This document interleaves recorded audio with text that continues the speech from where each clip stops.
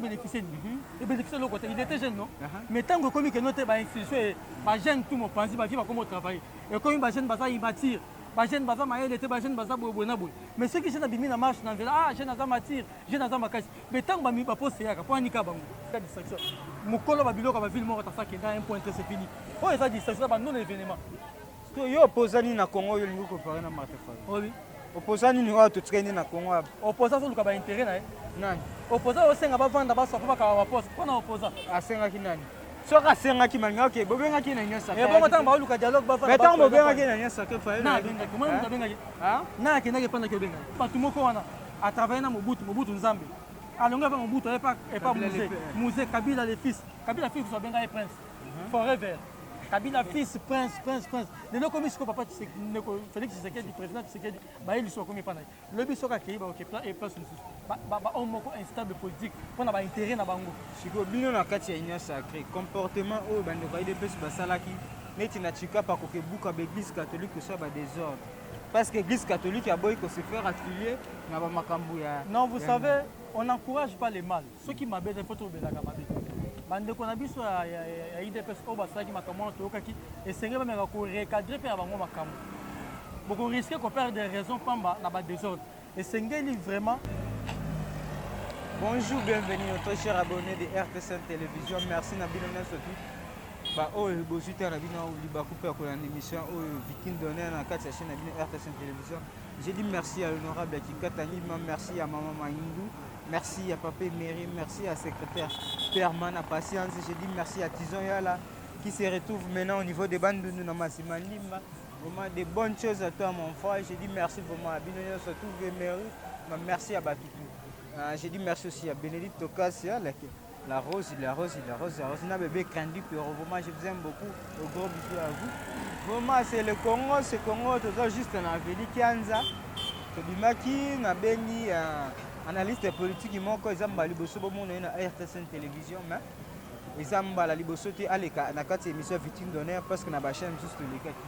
Vraiment merci à bien surtout to benga qui pour parler si d'actualité aux les beaucoup plus politique et religieux tout ça situation politique mais surtout aux les cas. On avait eu un peu un temps ya kobenga pour na partager ko ba ko kabola mais surtout on ndenge zo les cas. Vraiment merci na bino surtout ba abonné merci na ba au Bozolanda biso vraiment sans plus tarder to banda déjà tout le temps. Bonjour Denis.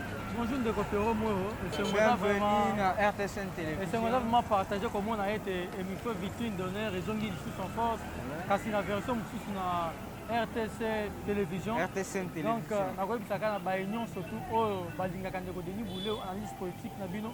Pour ça ka bino ba merveille na ba intervention na été to comme il sous permanent na kati RTC Télévision. Émission tout ça va de Copéro Moro pour inviter Kabiso Biskano sur Canal Yo sur RT5 Télévision RT5 Télévision voilà Biso chaque jour à partir de 15h30 et pas Copéro Moro. OK, merci beaucoup, merci vraiment.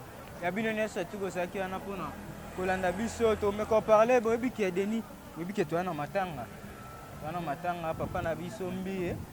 Papa na biso Moussena Nzambe nganga Nzambe munene pena le fondateur de l'église Cité Bethel au lieu comment Siloué.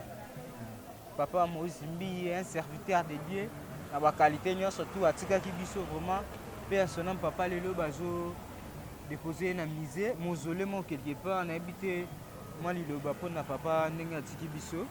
Ouais. Baloba toujours il faut que les na bato ba olela tango il faut qu'on partager ma wa ilongo na bandeko baza toucher.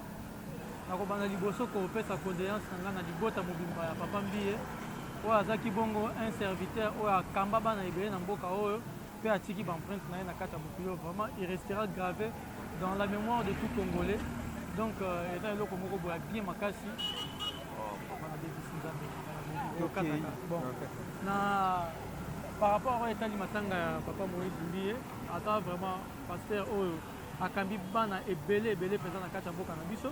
Paix à son âme, paix n'a souhaité ma condoléance vraiment le plus attristé dans les boîtes à Mobimba et à Papa Mbiye. Ok, merci beaucoup, merci à tous nos abonnés à RTC Télévision, vraiment on est ensemble, on est de cœur avec vous, tout ça déjà en Akaxi, la Bosino Makambango, déjà qu'on a l'Assemblée nationale, on a déjà qu'on a président de l'Assemblée nationale Mbosso, on a déjà Moshi Bandi. Non, non, quelques déjà motions. Bon, ndeko Pierrot ndenge okini fino toyoki ke nota iparaîtrait eza confirmé que non na parlement kuna basi babeti président Mbosso 98 personnes soki basigné pétition soki motion na ye kuna na kati kuna vraiment ça fait très mal komona bato biso totinda bareprésente biso na parlement bakenda kuna nde bato akenda kosala moziki na bango bazokipe peuple congolais te tozosouffrir eloko totinda bango kuna tomonaka résultat na bango te on sait pas quoi faire quoi dire bauti olongola mama mabunda abo badépensaki bambongo ebele mpona koorganize baélection mabunda mutando bloqué bon nayebi te bien kazali kobloke bien vrai ou faux ntango botie moto oyo azobloke bino te fo botika sala mosala continue bango balingaka kaka bato batya bacandidature bapesa bango bamongo ya bacampagne batonga bandako basomba mituka yango susi ya badepute na biso toboyi te peut-être baomisentir léger baloi baotya na parlement eza considéré te bazodeconsidéré yango peut-être selo bango babi keno te baloi baproposition de loi baotya na kati ya parlement président Mbosso aolekisa yango te azokasa yango te bien que ça bakoki koswana ndenge mosusu te il faut kaka badestituer après kodestituer mbongo bakoorganize baélection kouta epa na trésor ya république bamisu bapesa bango mbongo wana ok bapopulation osouffrir les fonctionnaires vous touche combien fonctionnaire aotouche 100 et quelques mille francs yoka deka motema mabe mais yoka bango badollar baotouche ndeko na ngai batika biloko avec tous les respects que nous les devons batika makambo baosala wana ndeko Mbosso aza président na bango président Mbosso aza président na bango bazalaka na baréunion mosusu oyo basalaka en coulisse ya huis clos baluka ye basoa bafaire voir te président makambo osala toyosepela nango te me biso balwa eyoleka te mpo na nini akopesa bango yango poko kobeta motion mpo bodestitue apres boluka mbongo osamba mpona makambo wana tolingi yango te na mboka obo babi président Mbosso yenda akomi kobloke mwa bamakambo mosusu mpona esalaki mboka etambola malamu banani batya président Mbosso bango moto batya président Mbosso lokola batya président Mbosso amonaki malamu bakende baswa mpe na cuisine interne avant batia baswaki na cuisine interne baswa na cuisine interne baarrange makambo ayaki kaka na cadre union sacré tellement ke dos sacré ayaki na moto ebongo union sacré eza regroupement baparti basangani balobi ke tosali bomoko tozwa motu tel totya place tel akamba biso siko akomi lisu mabe lelo batika population aza na mposa miretrouve toza na mposa badistraction na bango na motion ou pas motion basala nde mosala mpe platine na bango na parlement c'est ça la meilleure des choses à faire na parlement mpasi nalandaki bandeko mosusu bakomolobaki no soki lelo makambo ya seni ezokokoki na parlement te na assemblée nationale Mbosso nde aza la base baoluka bamoyen ndenge nini bakosala mpona bamaniganse mpona kocreye nini ya nini kosiége mpona procédure ya seni ndeko Pierrot oyebi ke mboka oyo batéâtre eza ebele bafilme eza tellement makasi komona bato bawatya désordre na kati ya bokoza bahomme de dieu bato tobenga bahomme de dieu bapapa molimo bazomérite respect mais bakomi operdre respect na bango na bomoto na bango ya kipere spirituel par rapport à makambo politique soki batikaka vie politique d'ailleurs un bon serviteur de Dieu ne fait pas la politique ebongo bato ya catholique bato ya kima bo basangani bango nyonso baza baserviteur non mosala nzambe asalaka politique bango baboyi ndoko maniganse non, manigancé, on manigancé par rapport à quoi? Parce qu'on dit la loi majoritaire.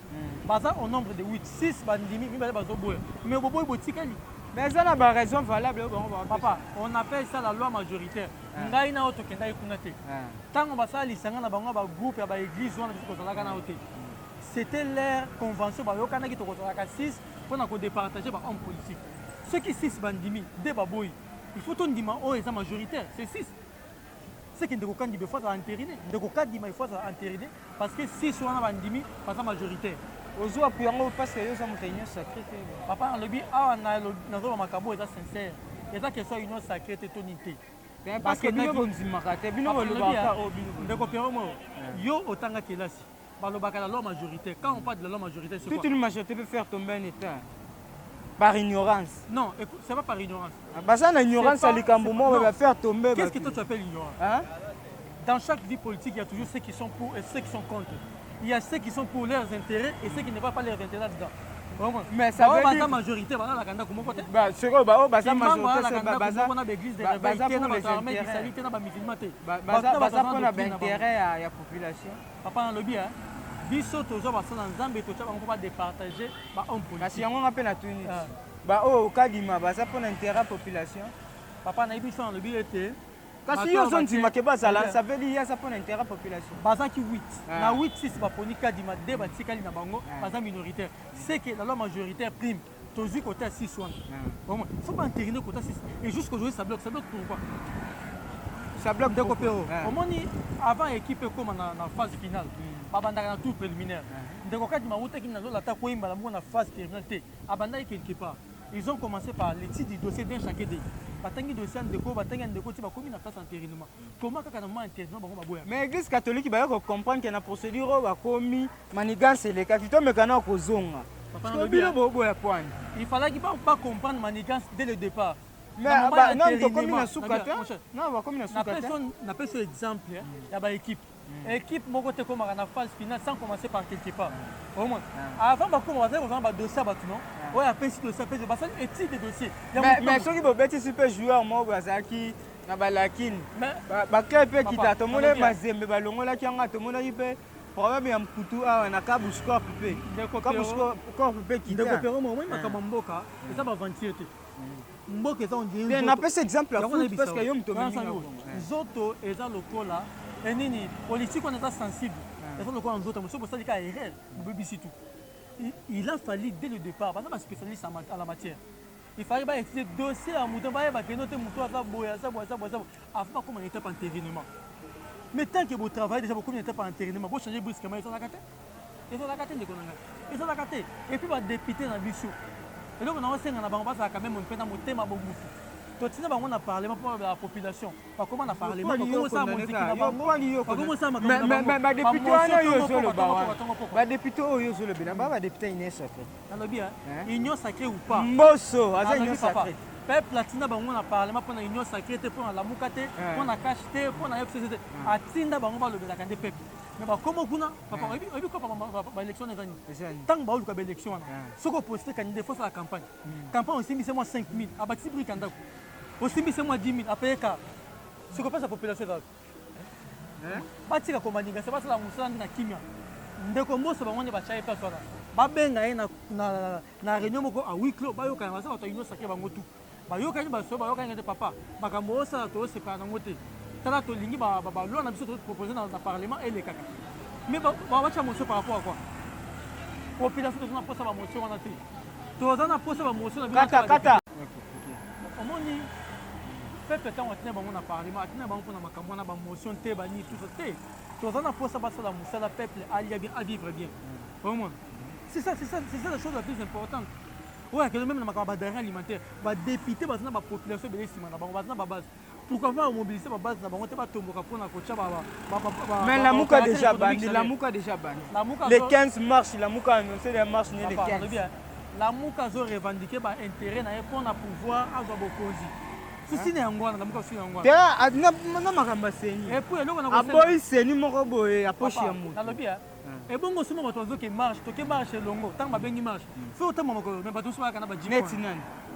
Ba kana ba jipo. Neti nani tanga kombone neti. Yo oye marche, ozo na jipo. Martin Fayulu atambula makolo ya kana nzela. Martin Fayulu ya atambula. Na lobia. Yo oye marche ta ba ninga elongo. Na oui Martin jipo yo ko sana. Martin Fayulu akitara atamboli makolo. Papa na lobia. Yo tango longo epa na jipo. Na lobi Martin Fayulu atambula makolo. Na lo citer comment mutu te. Na lobia. Muzito akitaka atambula. Comment mutu bine ke donc. Kasi ba kana ba jipo. To marche longo. Kasi yo jipo yo ko sana. Jipo ko sana. Atambula makolo. Papa. Dossier wana to tika makamana. Nani yaka na jipo. Eza faux dossier. Mais marche c'est les 15. Marche est confirmé. Eza juste pour na ko instrumentaliser ba jeune. Ceux qui va poster ba on va au travail, eza distraction. Eza distraction. Marche on a lesquels eza non événement, eza distraction. Eza événement moko eza. Mais collecte officiellement. Papa eza distraction marche moko ko sala marche. Marche c'est la maté. Eza distraction. C'est yo boy pena marche à la. La lobby eza distraction marche moko ta malongi ko sala moko eza distraction. Ba marche c'est ça ma illégal déjà on eza ba distraction pamba. Eza ba oublier tout. Ya la muka. Ah eza distraction. Eza distraction de konanga eza distraction. Voilà distraction pamba. Merci beaucoup à tous nos abonnés de RTSN Télévision. Je dis encore merci à Honorable Kikata Babi marche les 15 à la muka. Eza distraction. Il y a un moment il y a pas théâtre. Ba jeune il faut faire la mise. Quand l'arrière a besoin des gens, on envoie les jeunes, babim basali musala, basali ba désordre, bazu ba gaz, ba koufi, ba misu ba ba ba ça va venir na bango. Ba leader politique a une jeep na une marche, ayena gypso ke yindi akuti na mais ntango olobela baleader politique wana ya yo mpe baza na kati nalobi ntango olobeli baleader explique ata motu moko te bandeko na biso barosi mokili atika mboko no eza mpona bandeko ya idps famille ebénéficie ebénéficie eloko te il était jeune non mais ntango ekomi keno te bainstitution bajeune tu mopanzi bavie bakoma otravaille ekomi bajeune baza imature bajeune baza mayele te bajeune baza boye na boye mais soki jeune abimi na marche na nzela jeune aza matire jeune aza makasi mais ntango baposte yaka mpo anika bango vous voyez dans kasi yo ozokotela bango nalobi yango na mboko boye mboko il faut koyeba nini tozosala il faut koéviter constatation na bahomme politique baza nanu premièrement baza infidèle vis-à-vis bajeune bazomanipuler bajeune na ndenge bakosaka te nous devons ouvrir nos yeux vis-à-vis de ces gens là il faut tofonga misi vis-à-vis bato wana bamarche na mboko eza banon événement eza juste boutiliser bajeune mpo na baintérêt na bino kasi soki baza malamu 2023 élection ezoya tomona soit lamuka soit kai soit fcc balobaka yo te biso balider politique toza bacandidat te baponi jeune moko n'importe batie candidat totalaka mpo monaka baza baégoïste les égoïstes qui sont bakosala yango te baza baégoïste parti politique moko te kondima azwa elenge atie candidat président baza baégoïste bakosala yango te bajeune nde il faut tofongola miso marche ezaka mpona kovandalize biso koinstrumentalize biso donc il faut tofongola miso marche adeke eza non événement eloko eza te eloko eza te mais ozonga susu après le 15 toyeba après le 15 soki eleki toya ozonga papa etienne azalaka na mboka osoka anosaka kosala marche tozalaka olamuki na ntongo moi batrac ville mort tokimi tofai na bandako eza non événement mpo bato bacope bato bakosala misala bakozala ekozala non événement bato bakosala misala bamarche eza non événement nzambe ya bamarche ezalaka papa etienne tshisekedi mpe afina akeya na ngenge na ye na mboko lider politique moko ta kobenga ville morte kosimba te Martin Fayulu asala yango asasa ville morte mokonzi asala ville morte Martin Fayulu marche tomona tika distraction de konanga tika distraction mokolo babiloko ba ville morte asakenda un point c'est fini oyo eza distraction ba non événement yo opposani na Congo yo lingi kopare na Martin Fayulu oui opposani ni oyo totikani na Congo opposa soluka ba intérêt na ye nani opposa osenga bavanda basopa bakaba baposte mpona opposa asengaki nani soki asengaki malinga oke bobengaki na nyonso bongo ntango baoluka dialogue ntango bobengaki na nyonso ake Fayulu abengaki na akendaki epandaki obengaki babengaki ye ozala bapreuve moto akendaki oluka babenga bahomme politique nyonso tika kotya bahomme politique awa boye papa naoloba bango nyonso tu tika kokangama na nkombo ya président Fayulu mpasi aza kosala makambo na ye avena marche dans les 15 akosala marche na ye etali na bato me bakosala marche baza libre ya kosala marche na bango c'est pour vous dire que naloba na bajeune tofongola miso totika kozala instrumentalisé et pas bahomme politique ntango balabala eza na posa biso oyo tobimaka mais soki okoyeba institution kaka bango na bango c'est pas sérieux ça c'est pas sérieux et puis kaka bato moko wana atravaille na mobutu nzambe alongo epa mobutu epa musée kabila le fils obenga ye prince forever kabila fils prince lelo komi siko papa Félix Tshisekedi président Tshisekedi baye liso akomi epa na ye lobi soki akei baokepa eplace mosusu bahomme moko instable politique mpona baintérêt na bango siko bino na kati ya union sacré comportement oyo bandeko ya idps basalaki neti na chikapa kokebuka baeglise catholique kosa badésordre parce que église catholique aboyi kose faire affilier na bamakambo ya non vous savez on n'encourage pas les mal soki mabe eza fo tobelaka mabe bandeko na biso ya idps oyo basalaki makambo wana toyokaki esenge bameka korecadre mpe na bango makambo bokoriske koperdre des raisons pamba na badésordre esengeli vraiment barevoir comportement wana eza malamu te kobebisa ntango bazobuka bazozongisa mboka na nsima donc esengeli barevoir côté wana bameka kotala kosala makambo quand même na logique basala makambo quand même moins logique eza bien ok merci beaucoup bandeko fo mwa réserve ezalaka l'église catholique eza église oyo biso tu tokola tomona vraiment yango wana fo ozala mwa baréserve mpona na makambo mosusu deni lelo est ce que Congo aza na avenir politique ya Congo eza bon omoni Congo eza bien biso bato nde toza mabe banani baza mabe balider politique mabe na bango vis-à-vis ya bilenge motu to azalaka soki asali cope fokoma mpe vétéran akomi mpe vétéran avant etikeli mpe bilenge baya comment otata mobima ya age ya 60 ans 70 ans 80 ans 50 ans okangama kaka soki poste ye na kati ya regroupement no to parti na il faut kaka moko osankaparaka nango ebongo bilenge baza wapi mais soki okoyi makambo marche obengaka bilenge mais biso bato nde toza mabe ndeko tero omona balider politique ebele nayebi te bakomisa bilenge ondire bajoue ondire biloko moko ya mitendo basakanaka na biso omona il faut ba jeune base conscience yango soko mona vini kanisa commenter dynamique elongo to tombola ekolo eza pona ko faire voir na bilenge que non dynamique elongo to tombola ekolo ya ba jeune eza pona mutu nyonso tu tozana mposa ko faire voir na ba congolais que ba homme politique na baza danger te kasi bakoya likolo te bauta quelque part bauta quelque part bakoya likolo te mpo bapoliticien bakoma mona ondie évangile na bango ezaka so alléluia amen ondie na église te il faut biso bilenge te bakoloba non na baordre mal donné mpo ba homme politique omona baza baégoïste congo eza bene bato bazokamba biso nde baza mabe baza trop égoïste kaka bango pourquoi tout ça on est toza bacongolais te baza baextraterrestre c'est pas sérieux ça. Bon, créé un responsable. Je suis le coordinateur national, il y a DET, dynamique et longue tout mon école. Objectif principal. Objectif principal est de faire retourner ma jeune en conscience vis-à-vis des leaders politiques. Est-ce que les logos sali en haute qui a pour un homme politique comme ça yo bando homme politique oyo amonike azana mposa kosoutenir aye mais ayeba te ke no soki akosoutenir eza mpona baintere lelo ngai soki naza homme politique naye na soutenir est ce que bino bozala su na mwa di mpona papa soki aboyaki d'ailleurs on n'a pas besoin d'eux yo on n'a pas besoin d'eux on n'a pas besoin des hommes politiques baya te tozana mposa na bango mais yo soutenira caméra non oh mon cher eza parcours ya vie non eza parcours mutu azala na histoire lelo kosala yango te nayeso alobi ke dynamique elongo totombola ekolo eza mise en place pour aider la jeunesse surtout omona bajeune bakoma komona on dirait bahomme politique wana baza bato bauta likolo bakoya na se te baza bato neti biso basalaka mpe baerreur soki tolanda bango to tokotika na distraction lelo président kabila asali 18 ans akei ndeko piro tozalaka me bato elengo azalaki na inane akosi 18 ans